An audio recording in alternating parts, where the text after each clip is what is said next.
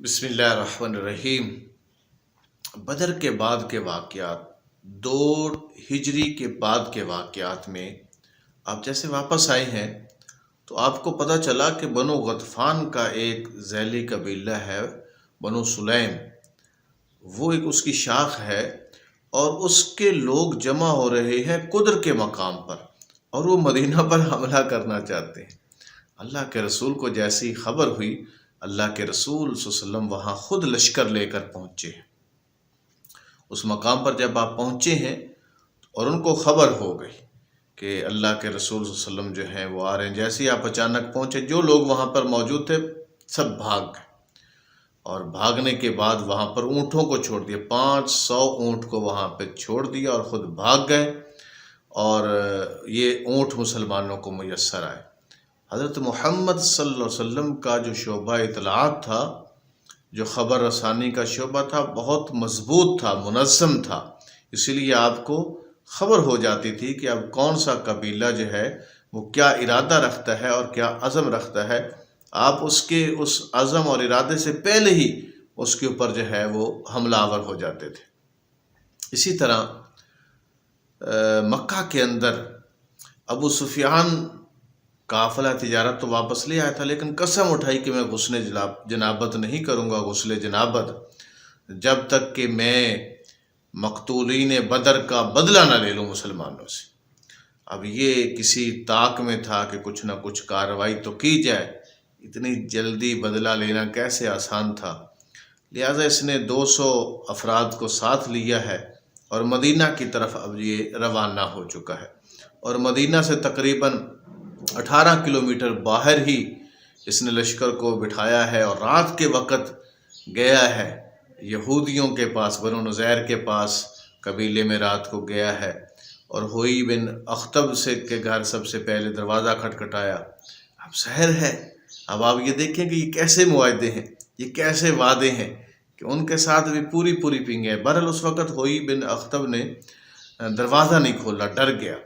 اور پھر یہ ساتھ ہی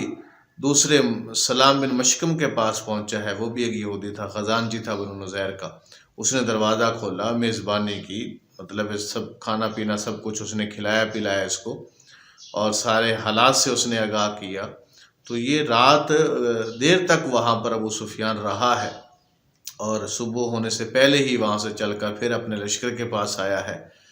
اور وہاں صبح کے دن ٹائم جو ہے اس نے وہاں کچھ کھجوروں کو آگ لگانا شروع کر دی، کچھ کو جلانا شروع کر دیا، کچھ کو کاٹنا شروع کر دیا، ایسی بلا وجہ، اور وہاں کچھ لوگ جو تھے، جو چرواہے تھے، جو بکریاں وغیرہ چرا رہے تھے، ان سے بکریاں چھین لی، ایک انصاری کو شہید کر دیا، ایک اور مدینے کے باشندے کو مار دیا، قتل کر دیا۔ تو یہ ایک عجیب سی چورے ڈاکے والی کیفیت تھی اس معاملے کی۔ اب اس کی خبر جب حضرت محمد صلی اللہ علیہ وسلم کو پہنچی ہے تو اللہ کے رسول صلی اللہ علیہ وسلم جو ہیں وہ صحابہ کو لے کر اس کے تعاقب میں نکلے ہیں۔ اب اس کو بھی پتہ تو تھا، جیسے ہی اللہ کے رسول تعاقب میں نکلے ہیں تو اس کو خبر ہو گئی کہ اب میرا تعاقب تو کیا جائے گا، پتہ تو اس کو چل گیا کہ میرا تعاقب کیا جائے گا۔ اب اس نے تیزی سے جانا تھا، یہ بہت زیادہ سامان بھی ساتھ لے کر آیا تھا، ستو وغیرہ بھی تھے پینے کے لیے اس کے پاس، سویق عربی میں ستو کو ہی کہتے ہیں۔ تو اب اس نے اس سامان کو گرانا شروع کر دیا کہ ہماری تیز رفتاری میں یہ سامان جو ہے مانے ہیں، اونٹوں سے اس کو نیچے گرائیں گے تو اونٹ اور باقی چیزیں قافلہ تیزی سے چلے گا اور ہم جلدی بھاگ کے جو ہے وہ مکے پہنچ جائیں گے۔ تو اس نے چیزیں گرانا شروع کر دی، اس لیے اس کو غزوہ سویق کہتے ہیں، یعنی ستو والا غزوہ۔ اور مسلمان جب وہاں پہنچے اس مقام پر تو وہاں کوئی نہیں تھا، اور پھر ان کا مزید تعاقب کیا ہے تو دیکھا کہ آگے راستے میں بہت زیادہ ستو اور سامان جو ہے وہ اس نے گرایا ہوا ہے اور وہ وہاں پر پڑا ہے۔ تو مسلمانوں کو وہ چیزیں میسر آئیں اور یہ بھاگ کر دمدبا کر جو ہے وہ مکہ پہنچ گیا ابو سفیان، اور مسلمان جو ہے وہ بہت سارا سامان لے کر جو ہے مدینے پہنچ گئے۔ تو یہ ایک چھوٹی کارروائی تھی اس طرح کی ایک اور کارروائی جو ہے غزوہ ذی امر کے نام سے ہے، وہاں پر بنو ثعلبہ اور بنو محارب کے بارے میں آپ کو پتہ چلا کہ وہ اس طرح کی کوئی ارادہ رکھتے ہیں، کسی کارروائی کا ارادہ رکھتے ہیں، تو آپ صلی اللہ علیہ وسلم وہاں پھر اسی طرح سے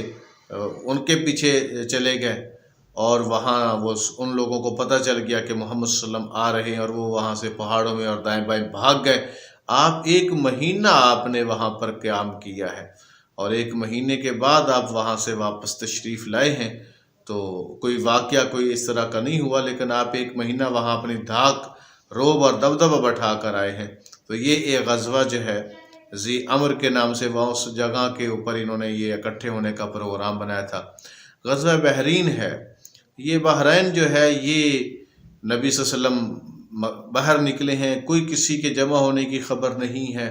آپ ویسے ہی بہت سارے افراد کے ساتھ جو ہے وہ تقریباً 300 افراد اس میں شامل تھے، ان کے ساتھ آپ گئے ہیں، اور تقریباً جس طرح غزوہ ذی امر میں آپ نے 1 مہینہ قیام کیا تھا باہر مدینہ سے، اور اس میں آپ نے 2 ماہ وہاں پہ باہر قیام کیا ہے، اور دائیں بائیں سے خبریں لی ہیں، افراد کی خبریں لی ہیں، اور لوگوں کے اوپر جو ہے وہ ایک دھاک بیٹھی ہے، مسلمانوں کی ایک روب بیٹھا ہے، ایک دبدبہ بیٹھا ہے، اور واپس تشریف لائے ہیں۔ غزوہ احد سے پہلے جو ایک بڑی کارروائی ہے، وہ ایک سریے کی ہے، جو حضرت زید بن حارثہ کی قیادت میں منظم کیا گیا ہے، اور اس کا سیاق و سباق یہ ہے کہ یہاں پر صفوان بن امیہ بن خلف کا بیٹا جو تھا، اب ظاہر ہے یہ اب سردار تھا، امیہ بن خلف کی جگہ اس نے لی ہوئی تھی، تو یہ اب لوگوں سے کہتا ہے کہ بھی بڑے مسائل ہیں، بڑی مصیبت ہے، ہمارا تو تجارتی راستہ جو ہے، جو شام کو جاتا ہے، وہ بند ہو چکا ہے، ساحل سمندر پہ مسلمانوں کے دستے گشت کر رہے ہیں، وہاں کے لوگوں نے بھی مسلمانوں کے ساتھ جو ہے وہ ساز باز کر لی ہے، مدینے والوں کے ساتھ کر لی ہے، اب ہم کیا کریں، کدھر جائیں؟ اس کو لوگوں نے کہا کہ آپ ایسا کرو، آپ شام جانے کے لیے عراق کا راستہ اختیار کرو، یہاں سے عراق اور عراق سے شام، تو یہ بہت لمبا راستہ تھا، اور اس کو کوئی جانتا بھی نہیں تھا سوائے چند افراد کے، اس کو جو راستوں کے ماہر ہوتے تھے وہ جانتے تھے، عام افراد کو اس راستے کا پتہ ہی نہیں تھا۔ تو یہاں اس طرح دفعہ اپنے قافلے کو لے کر جاؤ۔ اس نے فرات بن حیان کو اپنا بنایا کہ آپ ہمارے رہبر ہوں گے۔ اب یہ ساری باتیں ابھی مکہ میں چل رہی تھیں، تو اسی دوران جو ہے وہ نعیم بن مسعود جمع تھا ایک مقام پر، اور اس کے ساتھ جو ہے وہ سلیت بن نعمان اس کے پاس ساتھ تھا، اور یہ سلیت بن نعمان جو ہے یہ مسلمان ہو چکا تھا، اور نعیم بن مسعود جو تھا وہ ابھی مسلمان نہیں ہوا تھا، اور یہ ایک شراب کی محفل تھی، اس وقت شراب کی حرمت ابھی نازل نہیں ہوئی تھی۔ تو نعیم بن مسعود نے کہا کہ ہم اس دفعہ جو ہے اپنے قافلے کو اس طرح سے عراق کے راستے لے جائیں گے، اور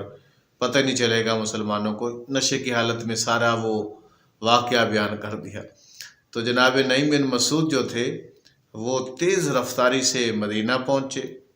اور انہوں نے حضرت محمد صلی اللہ علیہ وسلم کو اس کی خبر دی۔ اللہ کے رسول صلی اللہ علیہ وسلم نے حضرت زید بن حارثہ کی قیادت میں وہاں پہ ایک دستہ روانہ فرمایا کہ اس طرح سے عراق کے راستے جو ہے وہ جا رہا ہے قافلہ صفوان بن امیہ کی قیادت میں۔ تو حضرت زید بن حارثہ کا جب لشکر اچانک پہنچا تو بھگدڑ مچ گئی، لوگ ادھر ادھر دائیں بائیں بھاگنا، صفوان بن امیہ بھی وہاں سے بھاگ نکلا، لیکن فرات بن حیان جو ہے، جو رہبر کے طور پر آیا تھا، راستہ دکھانے کے طور پر آیا تھا، اس کو مسلمانوں نے گرفتار کر لی، اور بہت زیادہ چاندی ظروف، اور وہاں جو لے جا رہے تھے یہ سامان تجارت شام کی طرف، یہ مسلمانوں کو وہاں سے میسر آیا ہے۔ اللہ کے رسول صلی اللہ علیہ وسلم یہ لے کر آپ کے اللہ کے رسول کے پاس پہنچے ہیں، یہ زید بن حارثہ اور باقی جو لشکر تھا، اور فرات بن حیان جو رہبر تھا اس قافلے کا، جو عراق کی طرف جا رہا تھا مکے والوں کو، اس کو بھی گرفتار کر کے لے گئے، ایک دو اور افراد بھی تھے۔ تو فرات بن حیان جو تھا یہ وہاں پہنچا مدینہ میں، اور مسلمان ہو گیا، اس نے کلمہ پڑھ لیا، اور کلمہ پڑھ کر اسلام ہلکا بگوش اسلام ہو گیا۔ تو یہ ناظرین محترم ایک قسم کا آخری سریہ تھا، یہ 3 ہجری میں ہوا ہے، 3 ہجری کا یہ واقعہ ہے۔ اب ہجرت کو 3 سال ہو چکے ہیں، اب تیسری ہجری میں جو سب سے بڑا معرکہ ہے،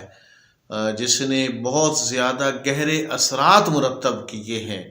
اور مسلمانوں کو سمجھنے اور سوچنے کے بہت زیادہ مواقع اس کے اندر موجود ہیں، وہ غزوہ احد ہے۔ بدر میں مسلمان کامیاب ہوئے تھے، اور غزوہ احد میں کیا واقعات ہوئے ہیں، اب اس کے بعد غزوہ احد کے واقعات ہی بیان ہوں گے۔ 3 ہجری شروع ہو چکا ہے، نبوت کو ہجرت کیے ہوئے 3 سال ہو گئے حضرت محمد صلی اللہ علیہ وسلم کو مدینہ میں۔ 3 ہجری کے کیا واقعات ہیں، اور خاص طور پر غزوہ احد کے کیا معاملات ہیں، انشاءاللہ اگلی نشست میں۔ بہت شکریہ۔